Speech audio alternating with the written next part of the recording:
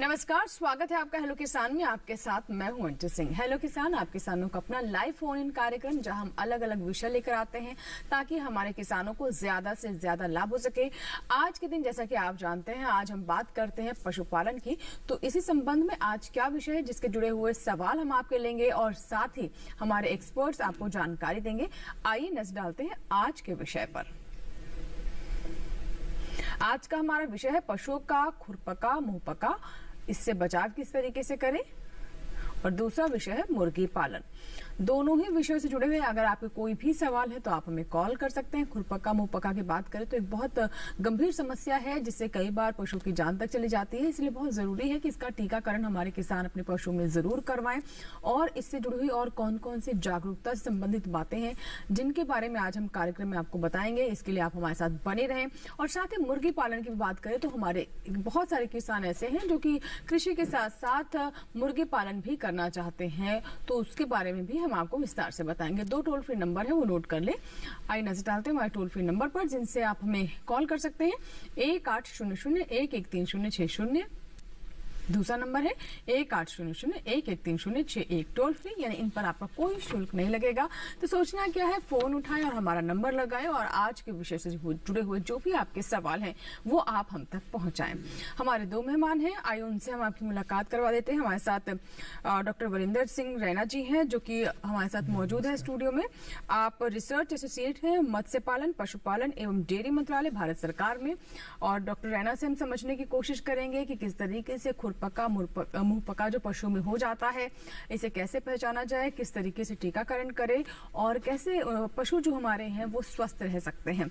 तो आगे आपके सवाल भी हम इससे जुड़े हुए लेंगे। और दूसरे मेहमान जो है उनके बारे में भी आपको बता देते हैं। हमारे साथ दूसरे मेहमान डॉक्टर DK सिंह है जो कि प्रोफेसर एंड हेड है पशुधन उत्पादन प्रबंधन, सरदार वल्लभ भाई पटेल कृषि प्रौद्योगिकी विश्वविद्यालय मेरठ से हमारे साथ जुड़ेंगे, उनसे भी हम बात करेंगे।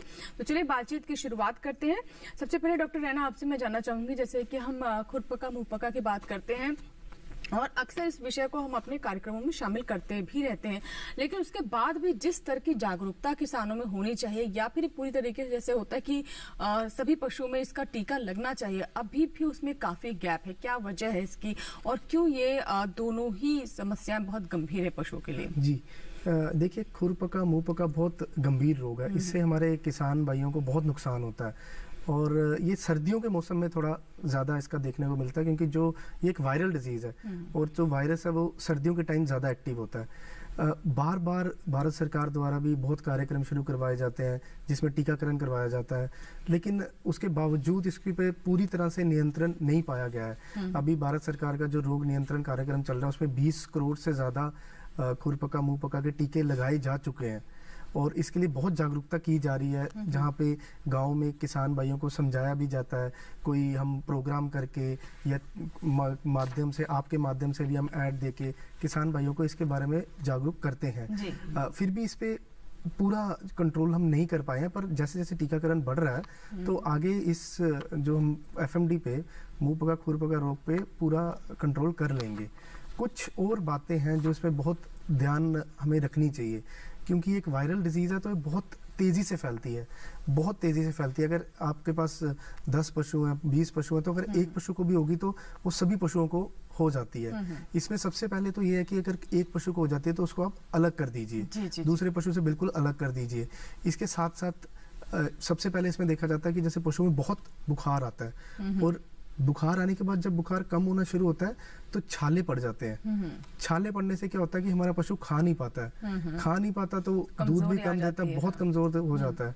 उस वजह से हमारे किसान भाइयों को बहुत नुकसान भी होता है। जी। तो मैं तो कहूँगा कि आप टीकाकरण करवाइए क्योंकि आप टीकाकरण करवाएंगे तो पशु आपका इससे मुक्त रहेगा। जी बिल्कुल, देखिए वायरल डिजीज है इसलिए आप ये सोचे कि दवाएं दे देंगे तो ठीक हो जाएगा। टीकाकरण ही इसका एक सबसे बेहतर समाधान है, जैसा कि हमें डॉक्टर रैना भी बता रहे हैं। तो ऐसी स्थिति ना आए कि आपके पशु बीमार ही हो या इन्फेक्शन उन तक पहुंचे, उससे पहले आप खुरपका मुंहपका का जो टीका है वो जरूर लगवाएं। सरकार की तरफ से टीका मुफ्त लगाए जा रहे हैं, यहाँ तक कि आपके घर तक पहुंचकर आपके पशुओं को टीका लगाने की व्यवस्था भी है। हमारे दूसरे मेहमान है, आइए उनसे बात करते हैं। वैसे डॉक्टर DK सिंह भी जुड़ चुके हैं। डॉक्टर DK सिंह, स्वागत है आपका हेलो किसान में। जी, थैंक यू, धन्यवाद। जी, आज हम दूसरे विषय पर बात करने वाले हैं, मुर्गी पालन। और देखिए, लगातार हम देख रहे हैं कि मुर्गी पालन एक व्यवसायिक रूप में काफी नए नए आयामों को छू रहा है और कई युवा भी हैं जो कि मुर्गी पालन को एक पूरे बिजनेस मॉडल से अपना रहे हैं। और किसान जो पहले से करते आ रहे हैं कि चले खेती किसानी है तो कुछ मुर्गियां भी पालनी, वो भी ट्रेंड अभी तक चल रहा है। तो अभी अगर हम खास तौर पर बात करें कि किस तरह की स्थिति है और कैसे मुर्गी पालन और लाभकारी हो सकता है, इस पर हम आपसे आगे बात करेंगे और इससे जुड़ी रिपोर्ट भी दिखाएंगे। लेकिन जैसे कि हम खुरपका मुहपका की बात कर रहे हैं, तो आइए देखते हैं इससे जुड़ी हमारी ये रिपोर्ट।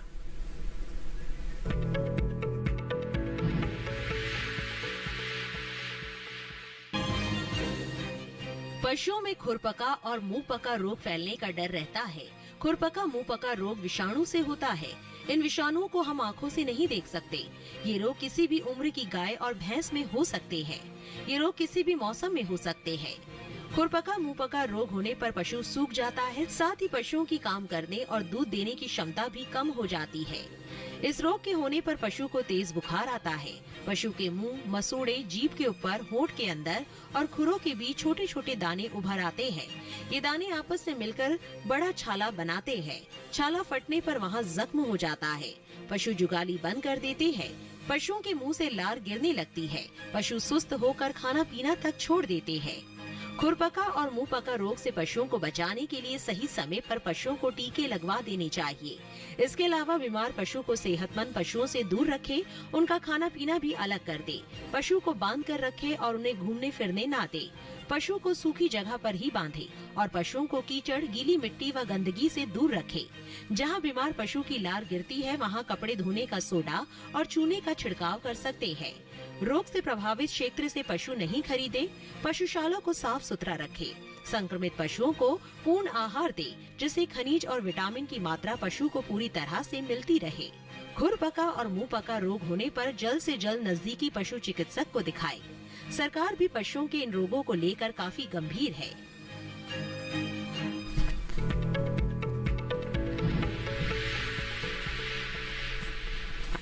तो अभी आपने खुरपका मुंहपका पर ये रिपोर्ट देखी और हमारे दूसरे मेहमान डॉक्टर सिंह भी लगातार बने हुए। डॉक्टर सिंह, जैसे कि हम मुर्गी पालन के बारे में बात कर रहे हैं और आज के समय में तो हर चीज को एक बिजनेस मॉडल के तौर पर किसान भी अपनाना चाहता है, युवा भी इससे जुड़ रहे हैं। मुर्गी पालन कितना फायदेमंद है और इस वक्त हमारा देश इस क्षेत्र में कहाँ है? देखिएगा, जहाँ तक मुर्गी पालन के बात, तो मैं बताना चाहूंगा कि हमारा देश आज जो है अंडा उत्पादन में दूसरे स्थान पर आता है।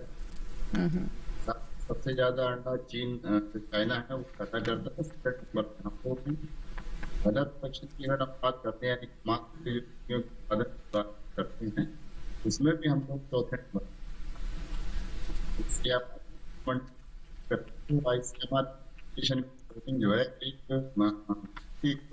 में एक साथ में जी होना चाहिए और उसके सापेक्ष अपेक्षा में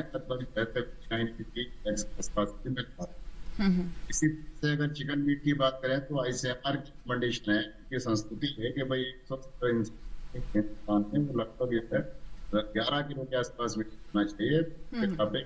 रक्षण हमारे यहाँ पर है जी, तो उसमें 4.25 किलो के आसपास ही जी बिल्कुल। तो जैसे कि आपने बताया कि अंडा उत्पादन के क्षेत्र में हम दूसरे स्थान पर हैं और भी कई बातें आपने बताई, आगे हम आपसे बात करेंगे और साथ ही सवाल भी लेंगे दर्शकों को, लेकिन उससे पहले रिपोर्ट देखते हैं।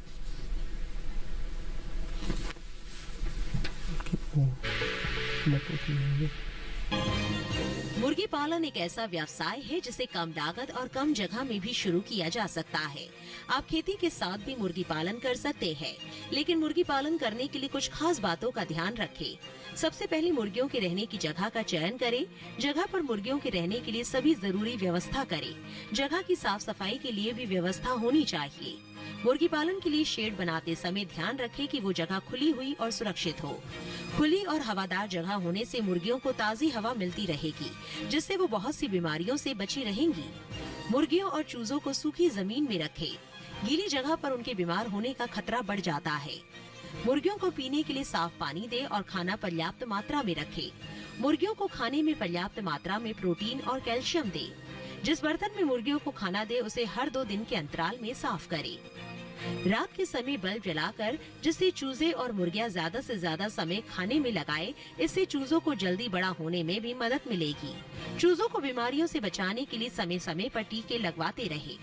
इसके अलावा मुर्गियों को बीमारियों से भी बचा कर रखे। आमतौर पर मुर्गियों में रानीखेत या टुनकी, चेचक, खूनी दस्त, कृमि रोग, परजीवी से फैलने वाले रोग और पोषाहार से जुड़े रोग होते हैं। इलाज के लिए मुर्गियों को समय से पशु चिकित्सक को दिखाएं। साथ ही जिस घर में बीमार मुर्गी रह चुकी हो उसमें नई मुर्गियों को रखने से पहले चूने से पुताई करवा दे। साथ ही समय समय पर DDT का छिड़काव भी करवाते रहे।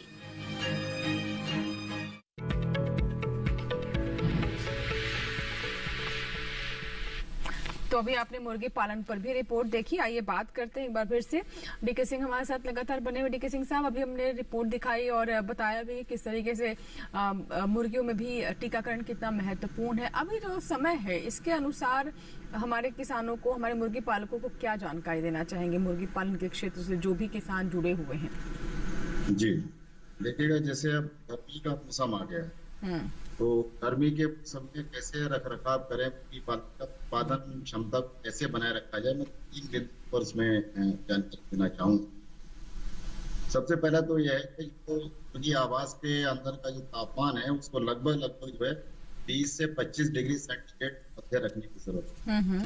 उसके बीच में अगर तापमान का रखेंगे तो फिर वो कहीं ना कहीं उसका उत्पादन क्षमता बरकरार रहेगी, बनी रहेगी। इसके लिए आपको करना यह है कि जो किसान भाई अगर मान लिया कर सकते हैं तो पंखा वगैरह का इस्तेमाल करें, कूलर इस्तेमाल कर सकते हैं। इसके अलावा जो है जो है उनके ऊपर कुछ पाट का बोरा वगैरह से डाल के पानी का छिड़काव करें ताकि बाहर की जो है वो हवा जब पास हो जाए उससे भीगे कपड़े से तो वो ठंडी हो जाए वहां पर। इसके अलावा इलेक्ट्रोलाइट्स वगैरह हैं, कुछ ऐसी चीजें देनी चाहिए। ठंडा पानी जो है वो मुर्गियों को दें। साथ साथ ये है कि जो नीचे बिछावन वगैरह है, बिछावन में अगर अमोनिया का प्रोडक्शन बहुत ज्यादा हो गया है तो उस बिछावन को बदल दें बीच बीच में, है ना, 2-3 महीने के आसपास एक बार उसको बदल दें।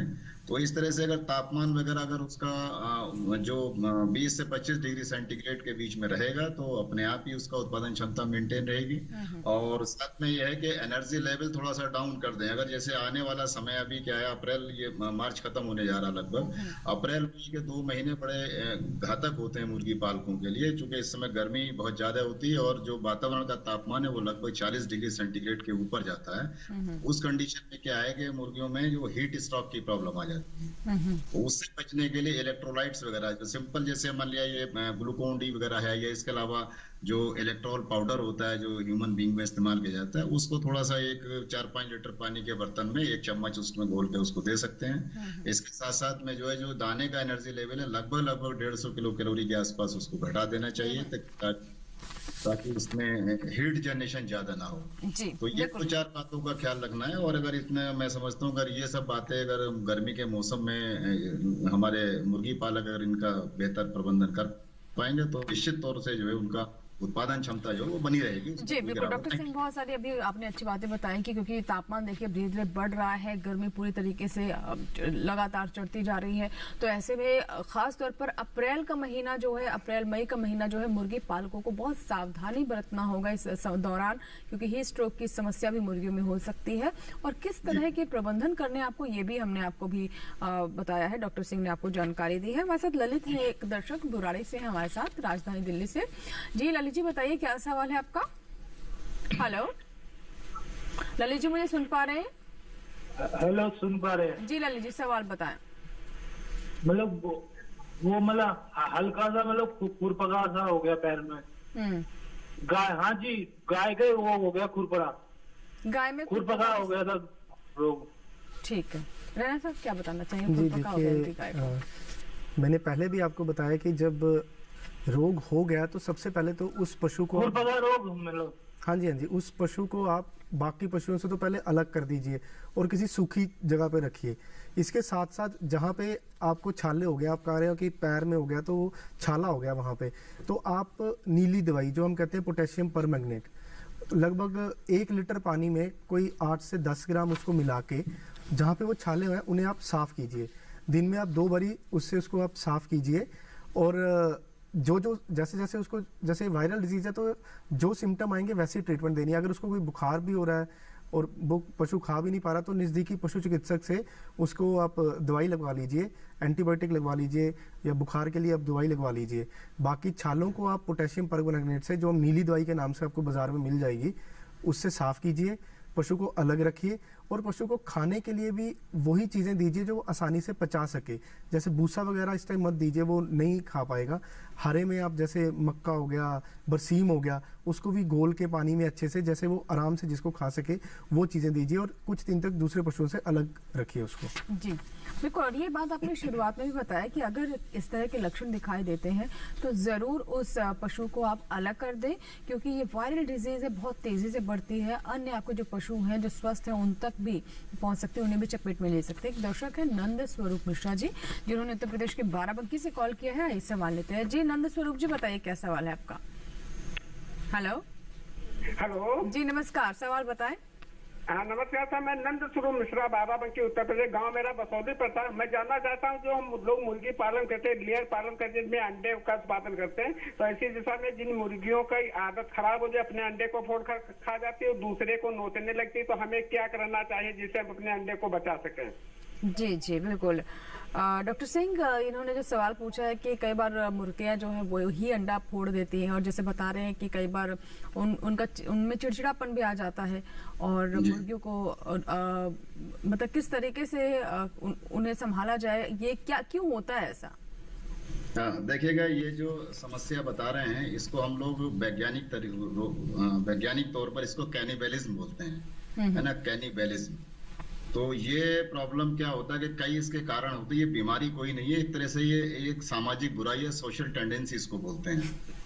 तो मुर्गियों में क्या होता है कि अगर मान लिया तो जिसके मुख्यतः 4-5 कारण हैं जिस वजह से ये समस्या आती है। सबसे पहला कारण तो ये कि स्टॉकिंग डेंसिटी अगर ज्यादा होगी, दैट मीन्स कि अगर मान लिया किसी कमरे में अगर आराम से अगर 100 मुर्गियां रह सकती हैं और आपने वहां पर 125 से 150 मुर्गियां रखी हुई हैं, तब ये समस्या राइज हो सकती है। दूसरा ये है कि अगर मान लिया उनकी डाइट में फाइबर कंटेंट कम होगा, 15% जो है उनके मुर्गी के दाने में वो फाइबर होना चाहिए, रेशे की मात्रा होनी चाहिए।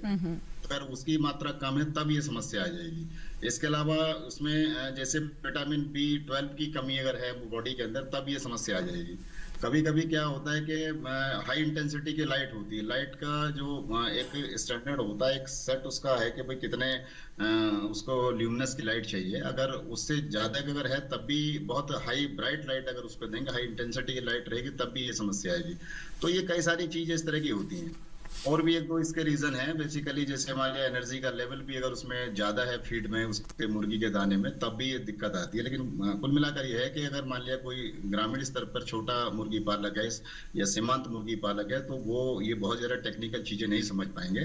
तो उसमें मैं इनको ये एडवाइस करना चाहूंगा, अगर मान लिया इनकी मुर्गियों में इस तरह की समस्या है, या पंख नोचने की समस्या है, या उसके पीछे जो बेंट पिकिंग करते हैं वहां से, जहां से वो उसका एक्सक्रीटा ड्रॉप करती है, वहां से पूरा मांस निकाल के, इवन उसकी जो उजड़ी है वो भी सब निकाल के खा जाती हैं मुर्गियां कई बार। तो ऐसी सिचुएशन अगर आ रही है तो इनको एक तो मुर्गियों की संख्या उस दड़बे में कम करनी है, कम से कम 20% के आसपास। दूसरी बात ये कि लाइट का जो इंटेंसिटी उसको कम करना, कोशिश करें ये लाल रंग की लाइट उसमें यूज करें, जो रेड कलर के बल्ब होते हैं वो लगा दें, है ना। इसके अलावा इनको क्या करना है कि उसमें जो मल्टीविटामिन आता है, बिमरोल के नाम से एक मल्टीविटामिन आता है, तो वो उसको दें, तो उसके अंदर जो विटामिन B12 की जो मात्रा है वो ज्यादा होती है, और उससे भी वो कहीं ना कहीं ठीक हो जाएंगे। साथ साथ में ये है कि इनको अगर मान लिया ये सारे काम नहीं हो पाते हैं, और इससे भी अगर वो ये सारे काम करने के बाद भी अगर वो मुर्गी या में ये आदत नहीं छोड़ती है और दिक्कत आ रही है फिर भी, तो कुल मिला के फिर इनको क्या करना है कि मुर्गियों की चोंच काटनी पड़ती है ना। एक डीवीकर बोलते हैं, डीवीकर, वीक मीन्स चोंच। तो चोंच काटने का एक यंत्र होता है बिजली से चलने वाला, उसको डीवीकर कहते हैं। मेरा इसमें सुझाव ये कि ज्यादा संख्या में है तो उस मशीन को ही खरीद लें, और उससे एक एक मुर्गी की इनको चोंच काटनी। जो अपर मुर्गी अपर जो बीक है, जो ऊपर वाला पोर्शन होता है चोंच का, उसका 1/3 हिस्सा ये काट दे और निचले वाले की हल्की सी टचिंग कर देते हैं उसकी। तो दोनों जब चोंच के बीच में ऐसे गैप हो जाएगा तो मुर्गी फिर उसको वो ऐसे नोच नहीं पाएगी, है ना। तो एक तो ये है। दूसरी बात ये है कि उसमें जो अंडे तोड़ने की इसमें समस्या इनको इसलिए आ रही है कि चूंकि वो अंडा तोड़ के उनको एक टेस्ट उसमें डेवलप हो गया, सॉल्ट उसमें, नमकीन उसको टेस्ट आ रहा है। तो ये दाने में या जो मुर्गी को पानी देते हैं, पानी में ये नमक का इस्तेमाल करें, हैं कि ताकि जो है जो टेस्ट उसका डेवलप हो गया अंडे को तोड़ के योग को खाने का, तो वो कम से कम उसको पानी से बीट आउट हो जाएगा, या दाने में उसको नमक को मिलाए, या फिर ये कि पानी में नमक देना चाहिए जो नमक हम लोग खाते हैं। और या अगर इससे भी नहीं रुकता है तो फिर फाइनली इनको मुर्गियों की चोंच काटनी पड़ेगी। 10-20 मुर्गियां अगर पालते हैं तो जो सिंपल नेल कटर होता है जिससे हम लोग नाखून काटते हैं, उस नेल कटर से भी ये मुर्गियों की चोंच को काट सकते हैं। ज्यादा संख्या में है तो फिर इनको किसी भी सूरत में फिर वो जो बड़ा वाला जो डीवी कर आता है एक और कॉलर जी, जो उसकी चोंच काटने की मशीन होती है, तो उसका इनको इस्तेमाल करना पड़ेगा। इन सब काम को अगर ये सब उपाय ये करेंगे तो मुझे लगता है कि इनका जो समस्या है इनके मुर्गी फार्म में वो अपने आप खत्म हो जाएगी। जी बिल्कुल, और बहुत अच्छा सवाल था ये नंद स्वरूप मिश्रा जी का, क्योंकि कई बार ऐसे सवाल आ नहीं पाते हैं और ये जो समस्याएं हैं ये बनी रहती है। हमारे जो मुर्गी पालक हैं उन्हें इनका जवाब नहीं मिल पाता है। हमारे साथ एक और दर्शक है फोन लाइन पर, आइए बात करते हैं। हेलो जी, कल्लू यादव जी, बताइए क्या सवाल है आपका। हेलो सर जी नमस्कार, सवाल बताइए। जी आवाज नहीं आ रहा। कल्लू यादव जी, मुझे सुन पा रहे हैं आप तक मेरी आवाज पहुंच पा रही है? हेलो हेलो हेलो आवाज। जी कल्लू जी, आवाज सुन पा रहे हैं आप मेरी? हाँ जी जी जी। हाँ बताइए क्या सवाल है आपका, बताएं। हाँ पहुंच गया जी सर। हाँ हेलो हेलो। हाँ बताइए, सवाल बताएं। हाँ सर। कल्लू जी सवाल बताइए, हम आपको सुन पा रहे हैं। और पहले टेलीविजन को आप म्यूट कर दीजिए ताकि आप जी सर। हाँ जी हेलो सर जी, हमको मुर्गी पालन करना है सर। बहुत अच्छी बात है, आप मुर्गी पालन करना चाहते हैं। जानना क्या चाहते हैं आप? जी जी हाँ हाँ हाँ जी हाँ जी, हमको कोई सहायता क्या कैसे क्या क्या उसके बारे में हमको बता दीजिए सर आप। जी डॉक्टर सिंह, ये मुर्गी पालन करना चाहते हैं तो किस तरीके से इसकी शुरुआत करें, कौन सी बातें हैं जिसका ध्यान रखना उनके लिए जरूरी है? जी देखिएगा, इनको सबसे पहले तो ये निश्चित करना है कि ये मुर्गी पालन का काम कौन सा, ये अंडे वाली मुर्गी का काम करना चाहते हैं या मांस उत्पादन का जो वाली जो मुर्गियां होती है उसका फार्म खोलना चाहेंगे। इनमें से ये इन दोनों में से इनको डिसाइड करना पड़ेगा कौन सा काम करना चाहते हैं। दूसरा ये कि इसमें कुछ 4-5 मोटे मोटे बिंदु हैं जिनको बताना चाहूंगा। सबसे पहले तो स्थान का चुनाव है, इनको जगह कहाँ पर चाहिए। गांव देहात में जहाँ पर भी ये इनका गांव है, इनके अगर गांव के बीच में कहीं पर ये जहाँ रिहायशी इलाके हैं वहां पर मुर्गी फार्म नहीं बनाना, गांव के बाहर इनको बनाना पड़ेगा, पहली बात। दूसरा ये है कि बाजार बहुत दूर नहीं होना चाहिए, 30-40 किलोमीटर के दायरे में बाजार हो, इनको ये भी ध्यान रखना है। ऐसा ना हो कि पता लगा जो इनको कच्चा सामान लाना है या फिर अपना जो फिनिश प्रोडक्ट है उसको बेचने के लिए बहुत दूर जाएंगे तो ट्रांसपोर्टेशन कॉस्ट बढ़ेगी। ऑब्वियसली क्या होगा कि उससे इनका जो प्रॉफिट मार्जिन कम हो जाएगा। दूसरी बात यह है कि बिजली पानी का ऐसी जगह बनाए फार्म अपना जहाँ पर 24 घंटे बिजली पानी की उपलब्धता हो। कोशिश करेंगे जहाँ पर जो पब्लिक इलेक्ट्रिसिटी है उसकी व्यवस्था होनी चाहिए, क्योंकि मुर्गी पालन के लिए 24 घंटे लाइट चाहिए। अगर ये जनरेटर वगैरह इस्तेमाल करेंगे कॉस्ट ऑफ प्रोडक्शन बढ़ेगी, प्रॉफिट मार्जिन कम हो जाएगा।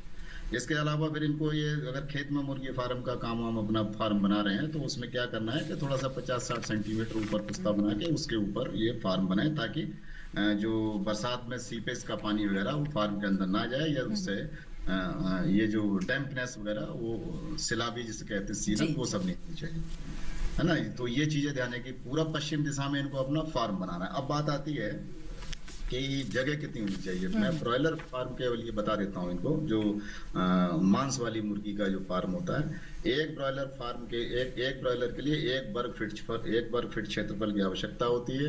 अगर मान लिया इनके पास में 40 फीट लंबी और ये मतलब 40 फीट गहरी और 25 फीट चौड़ी अगर कोई जगह है तो उसमें 1000 मुर्गियों का फार्म खोल सकते हैं। जी जी जी, ठीक है ना, ये इनको ध्यान रखना है। और फार्म जो है झोपड़ी नुमा इनको बनाना चाहिए। जो छत होती है मुर्गी के फार्म की वो इनको एस्बेस्टस की छत या इसको सीमेंट की चादरें कहते हैं वो बोलते हैं। हवा का आवागमन जो है वो परफेक्ट होना चाहिए, दोनों साइडों में जालियां लगी हो ताकि क्रॉस वेंटिलेशन। ठीक है, जी जी बिल्कुल।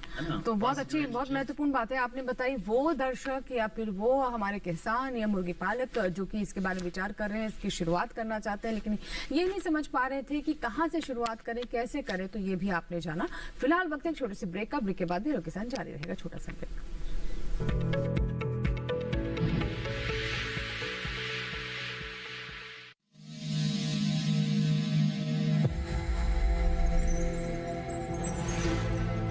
आत्मनिर्भर किसान भारत की शान। उत्पादन में आत्मनिर्भर होने के साथ साथ फसल की कटाई के उपरांत उपज की हानि को रोकने, ग्रामीण क्षेत्रों में रोजगार सृजन करने और बीज से बाजार तक के विजन को मजबूती देने के उद्देश्य से 1 वर्ष पूर्व माननीय प्रधानमंत्री श्री नरेंद्र मोदी जी ने एक महत्वाकांक्षी केंद्रीय योजना एग्रीकल्चर इंफ्रास्ट्रक्चर फंड की शुरुआत की।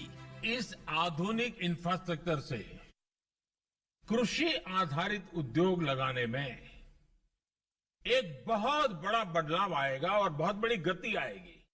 साथियों, अब हम उस स्थिति की तरफ बढ़ रहे हैं जहां गांव के कृषि उद्योगों से फूड आधारित उत्पाद शहर जाएंगे और यही तो आत्मनिर्भर भारत अभियान का संकल्प है। एग्रीकल्चर इंफ्रास्ट्रक्चर फंड से पात्र लाभार्थी गोदामों का निर्माण कर सकते हैं, छटाई या ग्रेडिंग इकाई, पैकिंग हाउस, सप्लाई चेन और कोल्ड चेन जैसी सुविधाएं या फिर प्राथमिक कृषि प्रसंस्करण केंद्र की स्थापना कर सकते हैं। इस योजना के तहत पात्र लाभार्थियों को 2 करोड़ रुपए तक के ऋण पर अधिकतम 7 वर्ष के लिए ब्याज में 3% तक की छूट दी जा रही है। ऋण पुनर्भुगतान के लिए 6 महीने से 2 वर्ष तक मोरेटोरियम की सुविधा भी उपलब्ध है। इस योजना ने अब तक सफलता की कई मिसालें कायम की हैं, जैसे कि मध्य प्रदेश के लाभार्थी श्री विपिन त्रिपाठी ने एग्रीकल्चर वेस्ट से बायोफ्यूल बनाने का इनोवेटिव प्राइमरी प्रोसेसिंग सेंटर लगाया है। लोन मिलने की वजह से हम समय पर सारी मशीनों का प्रोक्योरमेंट और सारा सिविल वर्क टाइम पे करवा पाए, जिससे ये प्रोजेक्ट को लगाना संभव हो पाया। राजस्थान के लाभार्थी श्री यशवर्धन मुंद्रा ने सॉर्टिंग एंड ग्रेडिंग यूनिट लगाकर रोजगार के अवसर पैदा किए हैं। कर्नाटक की महिला उद्यमी श्रीमती ममता वी ने प्राइमरी प्रोसेसिंग सेंटर लगाकर प्रगति की नई राह चुनी है। ಸಣ್ಣ ಪುಟ್ಟ ಉದ್ಯಮಿಗಳನ್ನ ಮತ್ತಷ್ಟು ಅಗ್ರಿಕಲ್ಚರಲ್ಲಿ ಹೆಚ್ಚು ನಾವು ಇನ್ನಷ್ಟು ಸಾಧನೆ ಮಾಡಲಿಕ್ಕೆ ಕಾರಣಕಾರಕವಾದಂತ ಈ ಅಗ್ರಿಕಲ್ಚರಲ್ ಇನ್ಫ್ರಾಸ್ಟ್ರಕ್ಚರ್ ಫಂಡ್ ಇಂದ ನಮ್ಮ ಇನ್ನಷ್ಟು ಯೋಜನೆಗಳು ಆಯೋಜನೆಗಳು ಉತ್ತಮಗೊಂಡಿದೆ। राजस्थान के लाभार्थी श्री दिनेश भट्टर ने जीरे की प्रोसेसिंग यूनिट लगाकर आसपास के ग्रामीणों को आत्मनिर्भरता प्रदान की है। महाराष्ट्र के लाभार्थी श्री अनूप कुमार मोहता ने वेयर हाउस बनाकर अन्न भंडारण को सुनिश्चित किया है। आज देश के कोने कोने से किसान, कृषि उद्यमी, किसान उत्पादक संघ, प्राथमिक कृषि सहकारी समितियां, स्वयं सहायता समूह और कृषि उपज मंडियां इस योजना का लाभ उठा रहे हैं।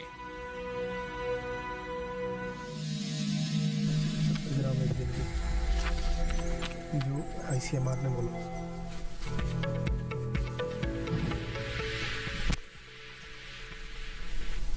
ब्रेक के बाद एक बार फिर आपका स्वागत है। आप देख रहे हैं हेलो किसान। आज हम बात करें खुरपका और मुंहपका की, जो कि पशुओं में कई बार हम देखते हैं बहुत गंभीर समस्या होती है, और साथ ही मुर्गी पालन पर भी आज हम चर्चा कर रहे हैं। एक कॉलर है हमारे साथ राजस्थान के करौली से, इन्होंने हमें कॉल किया है। आइए बात करते हैं। Hello hello hello. हाँ मैम जी नमस्कार, स्वागत है हेलो किसान में। बताइए क्या सवाल है संदीप जी आपका? हमारा सवाल है कि हमारी भैंस में थनैला रोग हो गया है। ठीक है, थनैला रोग हुआ इनकी भैंस को संदीप जी। देखिए, थनैला रोग में पहले तो आप एक चेक करवा लीजिए कि किस बैक्टीरिया से वो हुआ है। थनैला में तो अक्सर खून आ जाता है, जैसे ब्लड में और दूध में खून आता है, तो आप उसका टेस्टिंग करवा लीजिए। और अगर चारों थनों में हुआ है या एक थन में हुआ है वो भी देखना होता है, तो इसके लिए नज़दीकी पशु चिकित्सक को आप दिखा सकते हैं। और उसकी टेस्टिंग के बाद एंटीबायोटिक ट्रीटमेंट होती है इसकी। उस पशु से आप दूध मत लीजिए और पहले एक बार उसको पशु चिकित्सक को दिखा दीजिए किस थन में हुआ है, वो आपको देख के उसके बाद वो दूध की टेस्टिंग करके कि वो किस बैक्टीरिया से हुआ है, उसके बाद उसको एंटीबायोटिक ट्रीटमेंट देंगे और इसमें पशु आपकी भैंस ठीक हो जाएगी। पर आप जल्द से जल्द किसी नज़दीकी पशु चिकित्सक को वो दिखा दीजिए ताकि वो ट्रीटमेंट जल्दी शुरू हो जाए, क्योंकि जितना आप डिले करेंगे तो कई बारी थन से बिल्कुल ही दूध बंद हो जाता है और वो ब्लॉकेज भी हो जाती है, फिर वो पशु को ठीक करना मुश्किल हो जाता है। तो इससे अच्छा है कि आप जल्दी ही किसी नज़दीकी पशु चिकित्सक को दिखा दीजिए। जी राजेंद्र है एक और दर्शक जिन्होंने हमें महाराष्ट्र से कॉल किया है।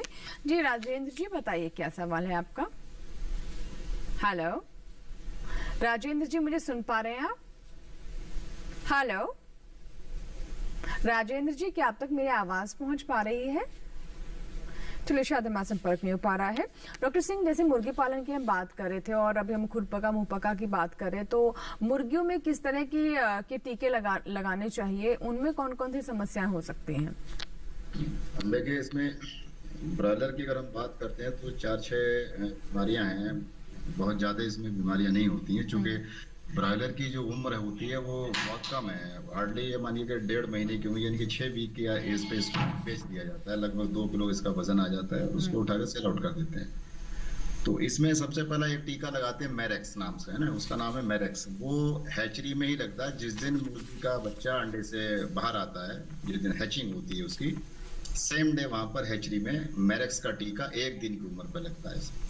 ठीक है। इसके बाद में फिर 5-6 दिन की एज जब हो जाती है मुर्गी के बच्चे की, तो इसमें रानीखेत एक बीमारी होती है ना, नैंडी भी बोलते हैं उसको, न्यू कैसल डिजीज, बट ये है कि इंडियन कंडीशन में उसको हम लोग रानीखेत के नाम से जानते हैं। रानीखेत का इसमें टीका लगता है। उसके बाद में 2 सप्ताह की उम्र जब मुर्गी के बच्चे की हो जाती है ब्रॉयलर की, तो फिर इसमें गंबोरो के नाम का टीका आता है ना, उसको आईबीडी हम लोग साइंटिफिकली बोलते हैं, IBD infectious bursal disease, but locally और ये फार्मर्स के बीच में इसको गंबोरो के नाम से काफी अच्छे से लोग जानते हैं, गंबोरो।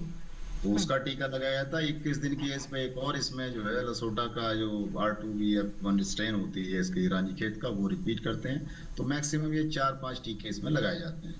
बाकी जहां तक अगर हम लेयर की बात करते हैं, लेयर मीन्स जो मुर्गी अंडा देने के लिए पाली जाती है उसको हम लोग लेयर बोलते हैं।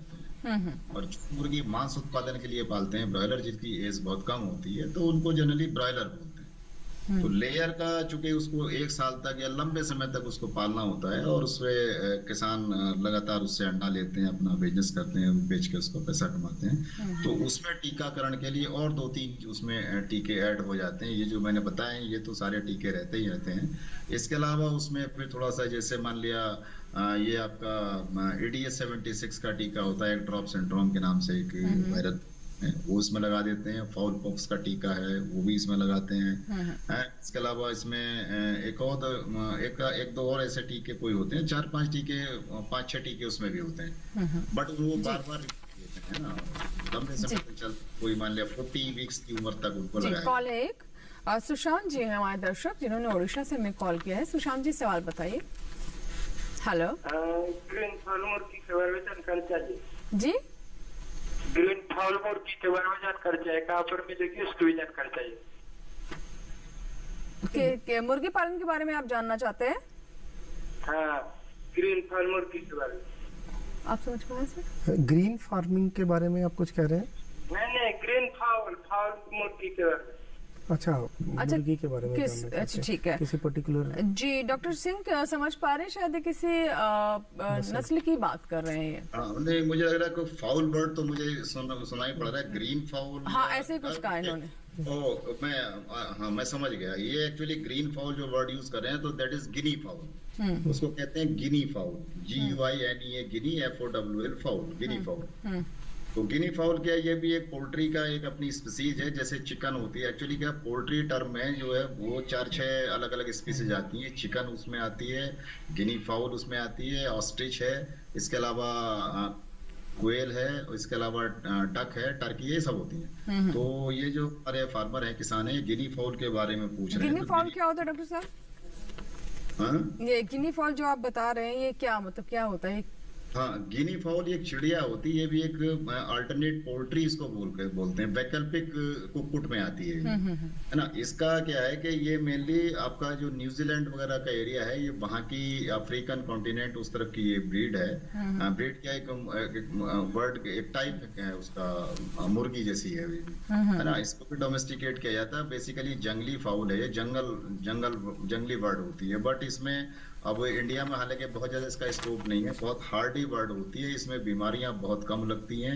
इसके मीट में आयरन वगैरह और जो कुछ विटामिन वगैरह उसकी मात्रा काफी ज्यादा होती है ना। इस तरह का इसका है। तो ये मानिए कि लगभग ये 12-15 हफ्ते की उम्र पे इसका वजन भी 2-2.5 किलो के आसपास हो जाता है। बट समस्या ये है कि अगर मान लिया इसका ये फार्म अगर खोलना चाह रहे हैं, तो इसकी मार्केट सप्लाई इनको नहीं मिल पाएगी। ये थोड़ा इसके साथ में एक इशू रहेगा। बाकी ये कहाँ मिल पाएगी मैं इनको बता देता हूँ। बरेली में सेंट्रल एवियन रिसर्च इंस्टीट्यूट है, वहां पर IZ नगर बरेली में, केंद्रीय पक्षी अनुसंधान संस्थान, वहां पर ही आसानी से उपलब्ध हो जाएगी। इसकी 2-3 वैरायटीज हैं। इसमें एक व्हाइट प्लूमेज वाली होती है, पर्ल है, लेवेंडर है, ये 2-3 अलग अलग वैरायटीज उन्होंने डेवलप की है। तो वहां से ये मिल जाएगा। इसके अंडे का वजन जो है लगभग 35 ग्राम के आसपास होता है। काफी हार्ड, या उसका जो स्ट्रॉन्ग वो ना, ये आपका जो इसकी हार्ड कवरिंग होती है बहुत स्ट्रॉन्ग होती है, स्ट्रेंथ काफी है उसकी।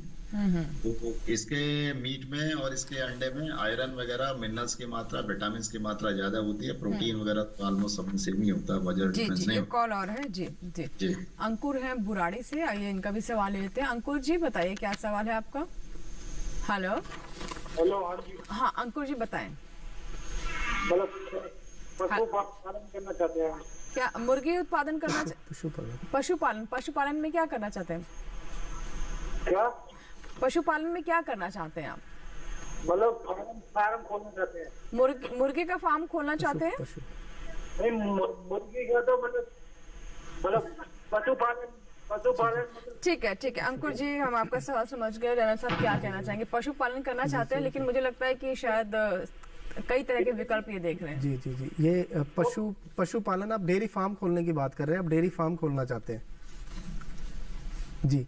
तो इसके लिए तो मैं पहले आपको बता दूं कि पहले तो जब आप डेयरी फार्म खोलते हैं तो सबसे पहले नस्ल की बात आती है कि कौन सी नस्ल रखें, या इस टाइम कौन सी अच्छी नस्ल है। तो इस टाइम हम जैसे देख रहे हैं कि देश में हमारे देसी नस्ल जो है, बहुत अच्छी देसी नस्ल उपलब्ध है। गिर की बात कहें या साहिवाल, आप कहिए, पंजाब से आप साहिवाल ले सकते हैं, बहुत अच्छी नस्ल है साहिवाल की। और गिर तो है ही है, रेड सिंधी भी एक अच्छी नस्ल है जो आप रख सकते हैं और अच्छा दूध देती है। अगर आप भैंस भी रखना चाहते हैं तो मुर्रा, जो आपको हरियाणा और आप दिल्ली से हैं तो आसपास के एरिया में आपको अच्छी मुर्रा नस्ल भैंस की भी मिल जाएगी, जिससे आप शुरुआत कर सकते हैं।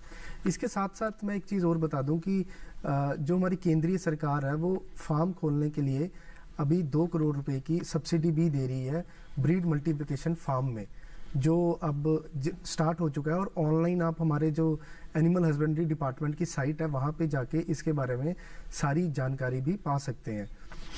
इसके अलावा फार्म खोलने के लिए जो ज़रूरी चीज़ें हैं वो ये है कि आप कहाँ से पशु खरीदेंगे और पशु की पहचान कैसे करेंगे और कितने पशु से आप स्टार्ट करें। तो स्टार्टिंग में तो हम कहते हैं लगभग 20-25 पशु से आप स्टार्ट कर सकते हैं, तो वो बहुत अच्छा है कि इतने पशु से आप स्टार्ट करें। इसके साथ साथ पशु खरीदने के लिए हमारा एक ई पशु हाट ऑनलाइन साइट भी है, ई पशु हाट, जहाँ पे आप देख सकते हैं कि भारत में किस किसान के पास कौन सा पशु है और आप उसको कांटेक्ट करके पशु को खरीद सकते हैं। जिस नस्ल के आपको पशु चाहिए वो भी आपको वहाँ पे दिख जाएगा और फिर आप वहाँ से पशु को खरीद सकते हैं। खरीदने के लिए मैं ये कहूँगा कि अगर आपको कोई साहिवाल के जैसे पशु रखने हैं तो खरीदने से पहले एक बार आप जाके पशु को देख लीजिए कि पशु में कोई बीमारी तो नहीं थी, या पशु को आप एक अच्छे से उसका देख लीजिए। उसकी मिल्किंग भी, अगर आप उसका दूध लेके एक दिन पहले निकाल के भी देख सकते हैं, अगर मिल्किंग में पशु है तो वो भी देख लीजिए वो कितना दूध दे रहे हैं, और उसके बाद ही उसकी आप खरीद करिए। उसके बाद मैं ये कहूँगा कि जब आप पशु खरीद लेंगे तो कुछ दिन, जैसे हम कहते हैं क्वारंटाइन पीरियड भी होता है, कि आप पशु को 15 से 20 दिन थोड़ा उन पशुओं को अलग अलग रखिए और उनमें देखिए कि साफ सुथरा उनको अच्छे से खाना भी दीजिए, और उनका जो वैक्सीनेशन शेड्यूल वगैरह वो भी देख लीजिए कि कौन सा टीका लगा है, कौन सा नहीं लगा, और हो सके तो डीवॉर्मिंग तो सब में कर ही दीजिए। क्योंकि कीड़े की जो बीमारियां पेट में होते ही हैं जिस वजह से पशु खाता भी नहीं, और हमें लगता है कि हमने पशु खरीदा और पशु तो बहुत कमज़ोर है, तो अब डीवॉर्मिंग भी आप कर दीजिए। तो ये मोटी मोटी चीज़ें हैं जिनका आप ख्याल रखिए। और सब्सिडी के लिए आपको देखना है तो आप भारत सरकार की डिपार्टमेंट ऑफ एनिमल हस्बेंड्री की साइट पे जाके ब्रीड मल्टीप्लिकेशन फार्म जो पूरे देश में खोले जा रहे हैं उसमें 2 करोड़ रुपए की सब्सिडी 200 पशुओं के लिए भारत सरकार दे रही है, आप उसमें भी देख सकते हैं। और उसके अंतर्गत आप उसमें अप्लाई करके सब्सिडी लेके भी आप डेयरी फार्म खोल सकते हैं। जी, एक कॉलर है, आइए हम बात कर लेते हैं।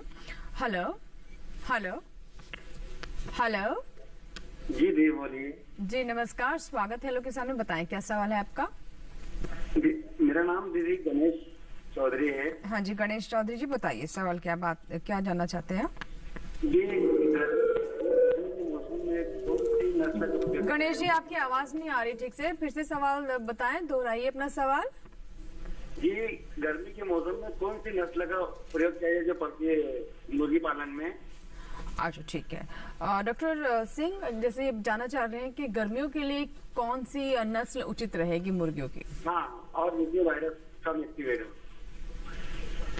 नहीं, अब ये थोड़ा सा इनसे ये बताना पड़ेगा इनको कि ये कौन सी मतलब मुर्गी, ये अंडे वाली मुर्गी की बात कर रहे हैं जी। या गणेश जी, आप किस पर्पज से मुर्गी पालन करना चाहते हैं? मांस के लिए कि लगता है फोन ही कट गया जी।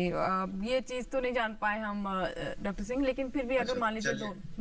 हाँ, मैं बता देता हूँ। तो एक्चुअली क्या है ना, अगर अंडे के लिए मुर्गी अगर पालना है, देखिएगा पहली बात तो कुछ ऐसा कोई इस तरह से कि मुर्गी उसमें गर्मी के मौसम के लिए पर्टिकुलर कोई नस्ल विकसित की गई है, ऐसा नहीं है। ऐसा नहीं है, वो तो गर्मी का मैनेजमेंट, इनको गर्मी का प्रबंधन करना पड़ेगा। दूसरा है कि अंडा उत्पादन के लिए अगर ये मुर्गी पाल रहे हैं तो लाइट वेट में व्हाइट लेगहॉर्न ब्रीड सबसे बेस्ट है, जो सबसे ज्यादा अंडा देने वाली नस्ल है। एक साल में लगभग 320-325 अंडा ये एक मुर्गी देती है। ठीक है। इसके अलावा अगर हम बात करते हैं ब्रॉयलर उत्पादन की, तो ब्रॉयलर के केस में भी जितने भी कमर्शियल डबल हाइब्रिड ब्रॉयलर्स होते हैं, मैं समझता हूँ कि वेंकटेश्वरा हैचरी है, इसके अलावा तारकेश्वरा हैचरी है, स्काईलार्क है, रेनबो है, बहुत सारे इस तरह के मल्टीनेशनल कंपनीज हैं जो पोल्ट्री के क्षेत्र में बढ़िया काम कर रहे हैं, तो इनको वो सब भी वहां से मिल जाएगा।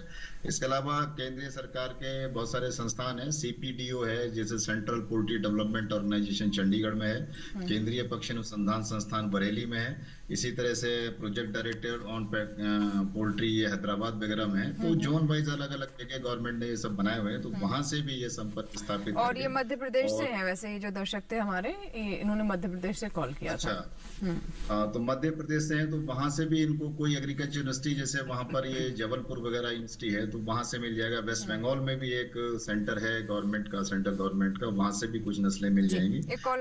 कमर्शियल एक कॉलर है, आइए उनसे बात कर लेते हैं। दीपक है, जींद से इन्होंने कॉल किया, हरियाणा से।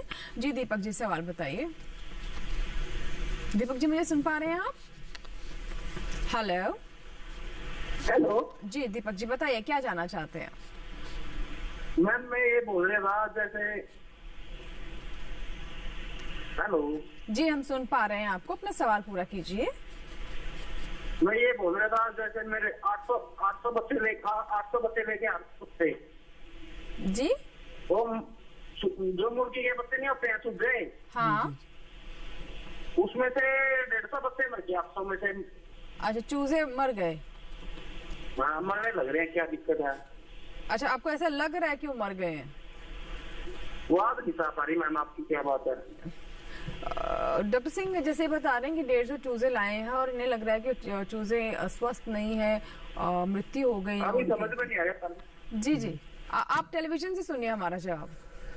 डॉक्टर सिंह, क्या वजह हो सकती है ऐसा कि एक साथ इतने सारे? हाँ, जितना मैं सुन पाया हूँ कि शायद ये बता रहे थे कुछ मुर्गी के बच्चे ये लाए हैं और वो मरना शुरू हो गए या मर रहे हैं। तो अब जाहिर सी बात है कि वो या तो बीमारियां हैं, कोई बीमारी या तो रानीखेत बीमारी हो सकती है। अब थोड़ा सा सामने होते ही इनकी आवाज आ रही, तो मैं 2-4 दिन से लक्षण पूछता क्या सिम्टम्स वो शो कर रहे हैं, तब थोड़ा आप दीपक जी हमारे साथ है अभी फोन लाइन पर?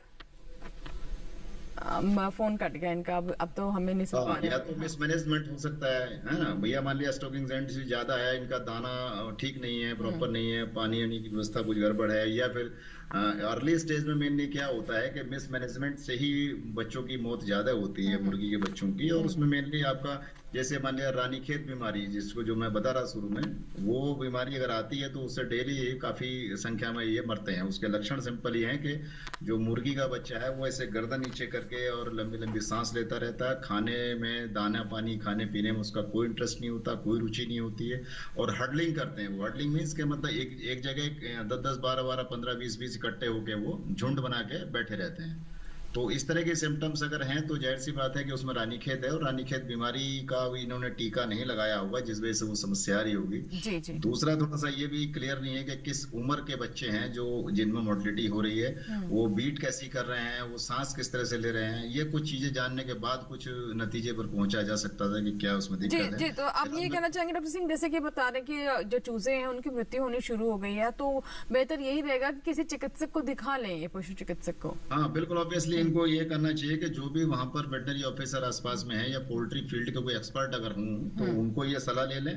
बाकी मैं इसमें एक सुझाव देना चाहूंगा, कोई नीचे जो बिछावन वगैरह उन्होंने बिछाई हुई है उसको हटा के और चूना वगैरह का स्प्रे करें।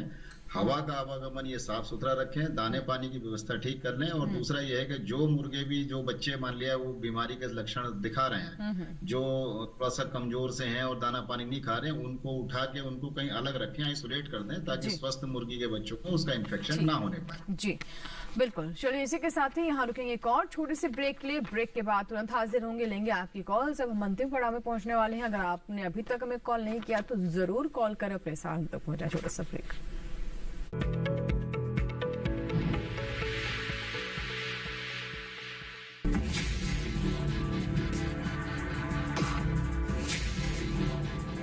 भोजन, जल और शुद्ध वातावरण हमारे जीवन का मुख्य आधार है और कृषि इसका मूल स्तंभ। पिछले 60 वर्षों में विज्ञान आधारित कृषि का व्यापक प्रसार हुआ है। साथ ही कृत्रिम संसाधनों के बढ़ते प्रयोग से कृषि की सतत क्षमता पर चिंताएं बढ़ी हैं। प्रधानमंत्री श्री नरेंद्र मोदी जी के दूरदर्शी नेतृत्व के अंतर्गत रसायन मुक्त जैविक खेती एक महत्वपूर्ण प्रयास है। रसायन मुक्त जैविक खेती को बढ़ावा देने के लिए 5 वर्ष पूर्व सरकार ने परंपरागत कृषि विकास योजना तथा उत्तर पूर्व भारत में जैविक मूल्य श्रृंखला योजनाएं आरंभ की। ऑर्गेनिक फार्मिंग को देश भर में बढ़ावा देने के लिए सरकार अनेक प्रयास कर रही है। इसके लिए परंपरागत कृषि विकास योजना के तहत काम किया जा रहा है। न सिर्फ ऑर्गेनिक फार्मिंग को बल दिया जा रहा है, बल्कि उसके लिए वैल्यू एडिशन और मार्केट की व्यवस्था भी की जा रही है। भारत सरकार एवं किसानों के सम्मिलित प्रयासों से आज देश के लगभग 36 लाख किसान 38 लाख हेक्टेयर क्षेत्र में जैविक खेती कर रहे हैं। इसके अतिरिक्त हमारे देश के अनेक ऐसे क्षेत्र हैं जहां आज भी पारंपरिक जैविक खेती हो रही है। इन पारंपरिक जैविक क्षेत्रों को जैविक प्रमाणीकरण सुलभ कराने हेतु पीजीएस के अंतर्गत लार्ज एरिया सर्टिफिकेट का प्रावधान किया गया है।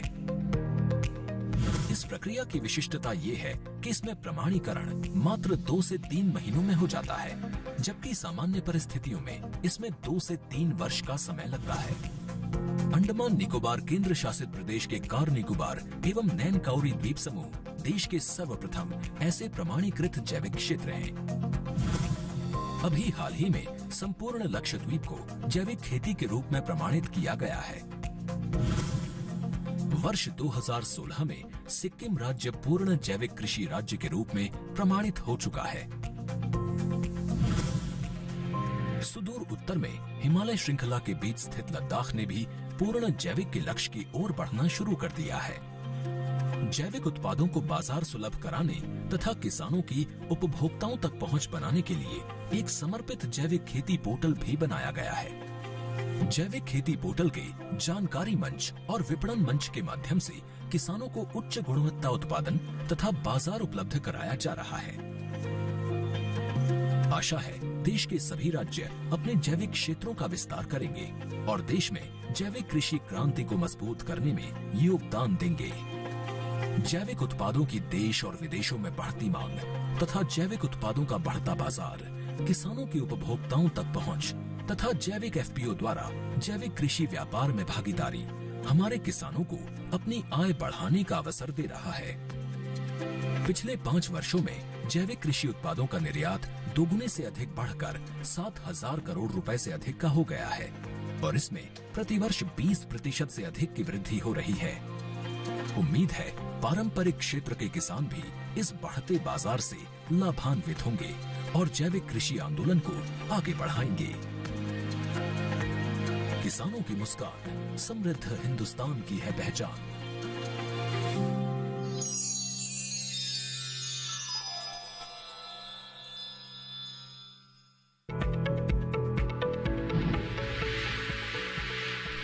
ब्रेक के बाद हेलो किसान में एक बार फिर आपका स्वागत है। आज हम बात कर रहे हैं पशुओं में होने वाली बीमारी खुरपका और मुंहपका की और साथ ही मुर्गी पालन पर भी हम चर्चा कर रहे हैं। एक कॉलर है, आइए उनका सवाल ले लेते हैं। Hello hello hello. हाँ जी नमस्कार। जी नमस्कार, बताइए क्या सवाल है। मैं ये पूछना चाह रहा था कि अभी बताया कि एनिमल हस्बेंड्री डिपार्टमेंट से या डेली डेवलपमेंट बोर्ड से कोई योजना है 2 करोड़ वाली योजना के बारे में, सब्सिडी वाली। हाँ। तो उसमें किस प्रकार से अनुदान है, ग्रांट है और कौन सी सहायता है, ये पूछना था। उसका नाम क्या है योजना का? कैसे आवेदन करेंगे, और जैसे कि जानना चाह रहे हैं कि किस तरह से सब्सिडी मिलेगी, कितनी मिलेगी, योजना क्या नाम है? जी मैम। जी देखिए, पहले तो मैं ये बताऊंगा कि आपको अगर इस स्कीम के बारे में पूरा अच्छे से जानना, उसकी गाइडलाइंस भी पढ़नी है, तो हमारी जो साइट है DAHD department of animal husbandry and dairying, अगर आप अपने इंटरनेट पे गूगल पे DAHD लिखेंगे तो वो साइट खुल जाएगी। उसको खोल के आप नीचे जाएंगे तो राष्ट्रीय गोकुल मिशन में आप गाइडलाइंस पे क्लिक करेंगे। उसके अंदर आप देखेंगे ब्रीड मल्टीप्लिकेशन फार्म, जिसका पेज नंबर भी 11 है, मैं आपको बता देता हूँ। आप उसमें उसकी सारी गाइडलाइंस पढ़ सकते हैं कि वो स्कीम को आप कैसे उसमें आप उसका फ़ायदा ले सकते हैं। बाकी मैं आपको बता देता हूँ कि स्कीम में है क्या और कैसे आपको सब्सिडी मिलेगी। इसमें यह है कि आप 200 पशुओं का फार्म आपको लगाना है, जिसके लिए आपको 2 करोड़ रुपया बैंक से आप लोन लेंगे और 2 करोड़ रुपया फ्लैट सब्सिडी भारत सरकार द्वारा दी जाएगी। और इस फार्म के लिए कम से कम 5 एकड़ ज़मीन होनी चाहिए आपकी। वो आपकी एक गांव में ज़मीन हो या एक गांव में अलग अलग जगह भी हो तो वो भी कंसीडर की जाएगी। तो इसमें आप ज़मीन 5 एकड़ होनी चाहिए, 200 पशु होने चाहिए और 2 करोड़ रुपये बैंक लोन। सबसे पहले आपको एक प्रोजेक्ट बना के, जो हम कह रहे हैं DPR होता है हमारा, एक प्रोजेक्ट रिपोर्ट आपको पूरी बनानी है कि कैसे कैसे आप बनाएंगे, कैसे कैसे फार्म लगाएंगे। उसको आपको ऑनलाइन ही सबमिट करना है, वहाँ पे ऑप्शन भी आपको मिल जाएगा। तो वो NDDB को सबमिट होगा। उसके बाद वहाँ से आपकी प्रोसेस होगा पूरा, जिसमें देखा जाएगा कि आप एलिजिबल हैं या नहीं है। उसके बाद आपको बैंक लोन लेना है और फिर आपको सब्सिडी, जो 2 करोड़ की सब्सिडी है, इसको भी 2 भागों में, पहले 1 करोड़ मतलब 50% सब्सिडी जब आपका लोन अप्रूव हो जाएगा उसके बाद मिलेगी भारत सरकार से। फिर 25% मतलब अगले 25 लाख आपको जब आप फार्म में शेड वगैरह सब बना देंगे और एनिमल्स इंडक्ट कर देंगे, मतलब 200 एनिमल आप रख लेंगे और उसके बाद एक इंस्पेक्शन होगी और फिर आखिरी 25 लाख आपको रिलीज की जाएगी। तो इस तरह आपको 2 करोड़ की जो सब्सिडी है वो भी भारत सरकार द्वारा मिलेगी। बाकी पूरी जानकारी के लिए आप इंटरनेट पे DAHD लिखिए, उसको क्लिक करिए, उसके अंदर राष्ट्रीय गोकुल मिशन पे क्लिक करके आप पूरी स्कीम की गाइडलाइन पढ़ सकते हैं। जी बिल्कुल। तो देखिए, डेयरी के लिए कितने तरह के विकल्प हैं और सरकार भी कितना प्रोत्साहित कर रही है हमारे किसानों को कि वो ऐसे बड़े प्रोजेक्ट से भी जुड़े। और रैना साहब, ये तो FPO के माध्यम से भी इतने बड़े प्रोजेक्ट के लिए अप्लाई किया जा सकता है, इसके बारे में भी बता दें थोड़ा सा। जी देखिए, इस प्रोजेक्ट के लिए सेल्फ हेल्प ग्रुप्स हैं, जो FPOs हैं, हमारे प्राइवेट एंटरप्रेन्योर्स हैं और जो इस क्षेत्र में काम कर रहे हैं लोग, सब इसके लिए हमने एलिजिबल किए हैं। और जो AHIDF है उसमें जो 3% इंटरेस्ट सबवेंशन मिलती है, अगर वो भी इसके अंदर मिल सकती है आपको, मतलब 3% आपको इंटरेस्ट सबवेंशन भी जो आपने लोन पे लिया हुआ है उस पे मिल सकती है, अगर आपने AHIDF से भी लोन लिया हुआ है तो। एक ये प्रावधान भी इसके अंदर है। जी बिल्कुल। अब चलिए अंत में बात करते हैं डॉक्टर सिंह से। डॉक्टर सिंह, क्योंकि अब आखिरी सवाल है आपसे मेरा, तो कुछ अगर बातें आपको लगता है जो कि हम नहीं टच कर पाए, वो अगर आप हमारे दर्शकों को बताना चाहें। देखिएगा, मुर्गी पालन में कई सारी, हालांकि बहुत बड़ा सब्जेक्ट है अपने आप जी, लेकिन फिर भी मैं 2-3 चीजें मैं इसमें बताना चाहता हूँ। सबसे बड़ी चीज ये है कि जो मुर्गी की आवास व्यवस्था है वो एकदम परफेक्ट होनी चाहिए। अपना ये अनुभव है, व्यवहारिक अनुभव है, मैंने बहुत सारे पोल्ट्री फार्म्स लोगों को विजिट किए हैं, तो देखता हूँ कि फेल्योर का एक मेन कारण होता है कि क्लीननेस नहीं होती। हाँ, जो परफेक्ट बनना चाहिए उनका मुर्गियों का घर, उनका आवास, वो नहीं बनाते वो लोग। और थोड़ा बहुत उसमें वो लोग जो है कुछ पैसे की बचत के वजह से या पैसे की कमी के कारण किसी वजह से भी, तो मेरा इशू ये है कि एक तो जो घर मकान है मुर्गियों के वो परफेक्ट होने चाहिए, नीचे जो फर्श है वो पक्का होना चाहिए हमेशा।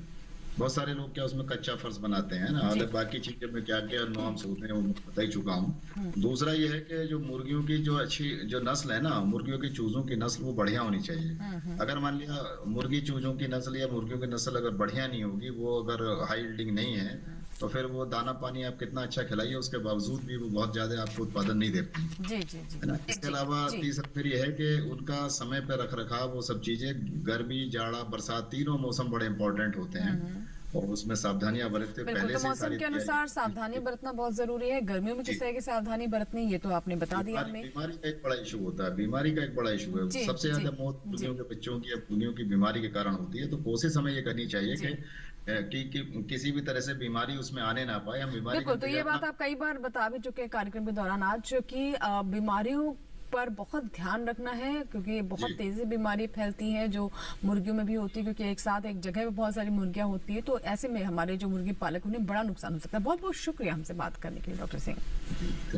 और अब अंत में डॉक्टर रैना, मैं आपसे जानना चाहूंगी कि जैसा कि हम खुरपका मुंहपका की बात करें, देखिए कम समय बचा है, लेकिन जल्दी से बता दीजिए कि किस समय ये टीकाकरण कराना चाहिए। जी देखिए, टीकाकरण तो पहला जो हम टीका लगाते हैं वो 4 महीने पे हम लगाते हैं, और उसके बाद 6 महीने के बाद इसका एक बूस्टर डोज लगाया जाता है, और फिर हर साल इसको रिपीट किया जाता है। जो हम लगाते हैं मेनली इसको जून जुलाई में लगाते हैं, क्योंकि सर्दियों में इसका ज्यादा इफेक्ट होता है पशुओं पे। तो ये इसकी प्रक्रिया है। बहुत बहुत शुक्रिया आपका भी, आप स्टूडियो में आए और दर्शकों को इतनी महत्वपूर्ण जानकारी थी, बहुत बहुत धन्यवाद। इसी के साथ ही हेलो किसान में फिलहाल इतना ही, लेकिन कल का हमारा विषय क्या होगा आइए डालते हैं उस पर नजर। कल का हमारा विषय गर्मियों में फूलों की खेती, और साथ ही हम बात करेंगे लीची के बागों का प्रबंधन कैसे करें किसान। अगर आपके कोई सवाल है तो आप हमें ईमेल कर सकते हैं। ईमेल एड्रेस नोट कर लें, हमारा ईमेल एड्रेस है hellokisan2015@gmail.com। इसके साथ ही आप फेसबुक से भी हमें संपर्क कर सकते हैं। फेसबुक पर जाएं, सर्च में हेलो किसान टाइप करें और अपने सवाल हम तक पहुंचाएं। और एक और आसान तरीका है, हमारा टोल फ्री नंबर हेलो किसान कॉल सेंटर नंबर है ये। इस पर आप सोमवार से शनिवार सुबह 6 से रात 10 बजे के दरमियान कॉल कर सकते हैं, 1800-113-060। और जाते जाते आपको ये भी बता दें कि अब आप हमारा ये कार्यक्रम हेलो किसान यूट्यूब पर भी देख सकते हैं। इसके लिए करना बस आपको ये है कि QR कोड को स्कैन करना है, टेलीविजन स्क्रीन पर दिखाए जा रहे इस QR कोड को स्कैन करें और जुड़ जाए डीडी किसान के यूट्यूब चैनल से। फिलहाल दीजिए इजाजत, लेकिन आप बने रहे दूरदर्शन किसान के साथ। नमस्कार।